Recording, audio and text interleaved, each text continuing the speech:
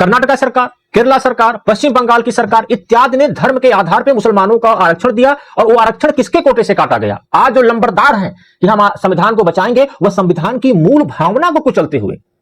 बाद बाबा साहब आंबेडकर जो थे, उन्होंने धर्म के आधार पर आरक्षण देने का खुला विरोध किया। उन्होंने कहा यह हो ही नहीं सकता है, क्योंकि धर्म के आधार पर एक बार देश बढ़ चुका था, उसकी जो चोटें हैं अभी लोगों के दिल से निकली नहीं थी कि इस प्रकार की बहस को संविधान सभा में छेड़ दिया गया।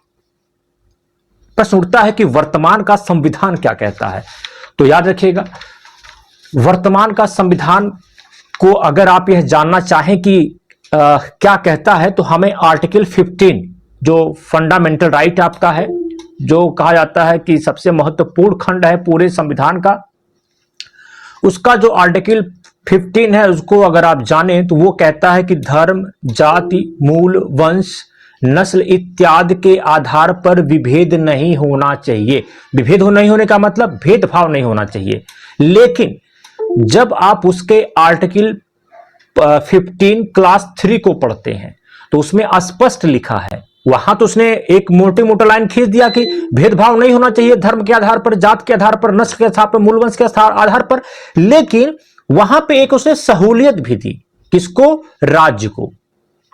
वह बात कहां लिखा? उस बात को उसने आर्टिकल 15 क्लास 3 यानी कि अनुच्छेद 15 क्लास 3 में लिखा कि यदि राज्य को लगता है कि उसके वहां महिलाओं और बच्चों की हालत ठीक नहीं है, तो वह यदि तब उस आधार पर राज्य इनके लिए कुछ कर सकता है, विशेष उपबंध करेगा।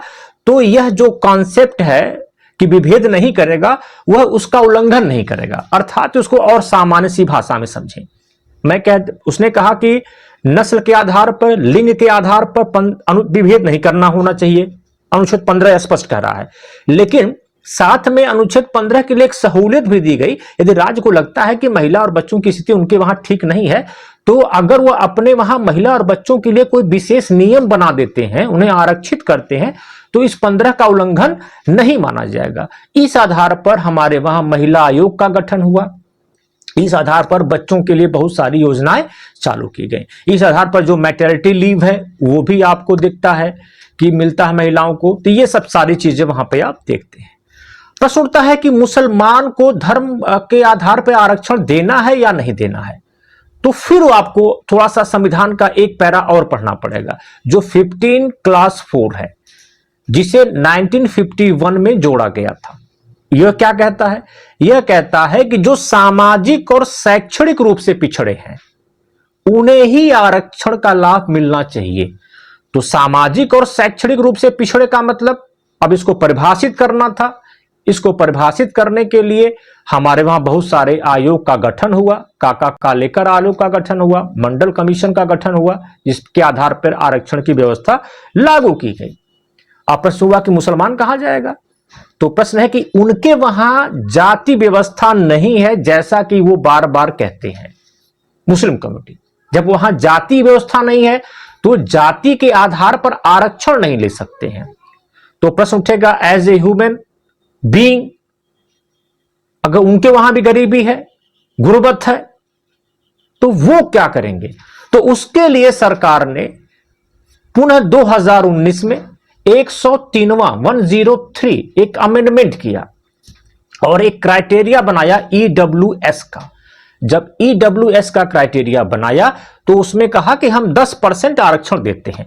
जब इस ईडब्ल्यूएस के कॉन्सेप्ट को आप समझेंगे तो उसमें सब लोग शामिल हैं। कोई ओबीसी अपना ओबीसी का आरक्षण न लेके वो भी ईडब्ल्यूएस में शामिल हो सकता है, कोई एससी एसटी अपना आरक्षण न लेके वो भी ईडब्ल्यूएस में शामिल हो सकता है, मुसलमान भी शामिल हो सकता है। क्योंकि यह जो आरक्षण की व्यवस्था की गई 2019 में ईडब्ल्यूएस, इकोनॉमिक वीकर सेक्शन की जो व्यवस्था की गई वह आर्थिक रूप से की गई। जब आर्थिक रूप से की गई तो आर्थिक असमानता वाले जितने लोग, गरीब लोग हैं, वो सारे इसमें इंक्लूड कर जाते हैं। तो इस हिसाब से मुसलमानों को आरक्षण दिया गया, लेकिन धर्म के आधार पर नहीं, आर्थिक आधार पर उसमें आरक्षण दिया गया। कर्नाटका सरकार, केरला सरकार, पश्चिम बंगाल की सरकार इत्यादि ने धर्म के आधार पर मुसलमानों का आरक्षण दिया और वो आरक्षण किसके कोटे से काटा गया। आज जो लंबरदार हैं कि हम संविधान को बचाएंगे, वह संविधान की मूल भावना को कुचलते हुए मुस्लिम को ओबीसी में मिला दिया। उस 27% लोग जो ओबीसी का आरक्षण है उसमें से डिडक्ट किया गया, रिड्यूस किया गया। अगर 27%, अगर मैं आपसे कहूं कि 27% का आरक्षण है, ऐसी स्थिति में क्या होगा? ऐसी स्थिति में होगा कि आपने 8% आरक्षण कर दिया, तो ओबीसी का 27 - 8 वो तो 22% पर रह गया। कोई सरकार 5% कर रही है, वो ओबीसी 23% पे आ गया।